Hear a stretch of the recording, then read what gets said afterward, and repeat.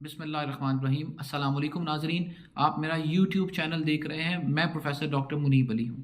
ناظرین، آج میں جس موضوع پہ آپ سے مخاطب ہوں وہ ہے زندگی کو کیسے جیا جائے، لیکن زندگی جینے کا فن وہ آخر تک نہیں سمجھ پاتے۔ ناظرین، زندگی جینے کا تعلق پیسے سے نہیں، خیالات سے ہوتا ہے، اور خیالات ہمیشہ سوچ کے ارد گرد رہتے ہیں۔ دوسرے لفظوں میں ہمارے خیالات ہی ہماری سوچ کو ڈیولپ کرتے ہیں۔ انسانی سوچ انسان کو نہ صرف ڈرائیو کرتی ہے بلکہ انسان اپنی سوچ کے حساب سے ہی اپنی زندگی میں بہت سے قدم اٹھاتا ہے۔ میں نے اپنے ارد گرد بہت سے لوگوں کو بے تحاشا پیسہ ہونے کے باوجود خوش نہیں دیکھا، اور میں نے اپنے ارد گرد بہت سے لوگوں کو ایک متوسط طبقے کو ایک متوسط لحاظ سے زندگی گزارتے ہوئے دیکھا ہے، لیکن وہ بہت خوش و خرم زندگی گزارتے ہیں۔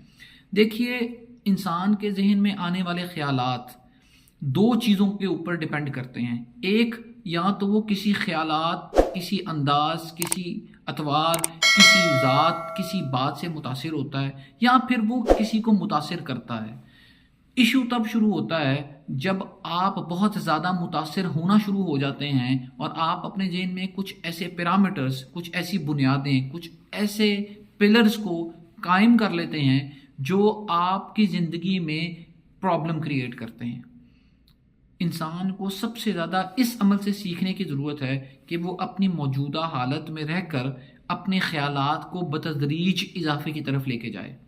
اس موضوع پر بہت سے لوگ بہت کچھ کہہ چکے ہیں کہ اگر آپ اپنے بزرگوں کو دیکھیے اور آج اپنی زندگی دیکھیے تو آپ کی زندگی پیچھے والی زندگی سے بہت بہتر ہوگی۔ پر ایشو یہ ہے کہ آپ اپنی زندگی کا تقابلی جائزہ کسی ایسے لوگوں سے یا کچھ ایسے لوگوں سے کرنا شروع کر دیتے ہیں جو شاید عمومی طور پر صرف پیسے کی بنیاد پر آپ سے بہت بہتر ہیں۔ ہونا تو یہ چاہیے کہ آپ زندگی کو اوور آل یعنی مجموعی طور پر دیکھیں، لیکن آپ صرف ایک چیز کو بنیاد بنا کر اپنی باقی زندگی کے پازیٹیو پوائنٹس کو آہستہ آہستہ نکالنا شروع کر دیتے ہیں، یا پھر ان کو پرے دھکیل دیتے ہیں، جس کا نتیجہ یہ نکلتا ہے کہ بہت سے لوگ یا تو نیگیٹو طرف یا شارٹ کٹ کی طرف چلے جاتے ہیں، یا پھر وہ زندگی میں مایوس دکھائی دیتے ہیں۔ یہ سب کچھ دیکھے بغیر کہ خدا نے ان کو کچھ ایسا دیا ہے یا بہت سی ایسی چیزوں سے نوازا ہے جو یقیناً کسی اور چیزوں کے پاس، کچھ اور لوگوں کے پاس نہیں ہے۔ مجھے آپ سب سے صرف اتنا ہی کہنا ہے کہ زندگی میں اپنی سوچ کے محور کو بہتر رکھنے کے لیے اپنی پازیٹیوز اور نیگیٹیوز کی چیک لسٹ بنائیے، اور پھر فیصلہ کیجئے کہ آپ کو اللہ تعالیٰ نے اچھے حال میں رکھا ہے یا نہیں اچھے حال میں رکھا۔ اگر آپ کو لگے کہ خدا نے آپ کو اچھے حال میں رکھا ہے تو خدا کا شکر ادا کیجئے اور بہتر کی کوشش کیجئے، اور اگر آپ کو لگتا ہے کہ اس میں مزید بہتری کی گنجائش ہے تو محنت کا راستہ اپنائیے، اللہ تعالیٰ آپ کو کامیاب کرے گا۔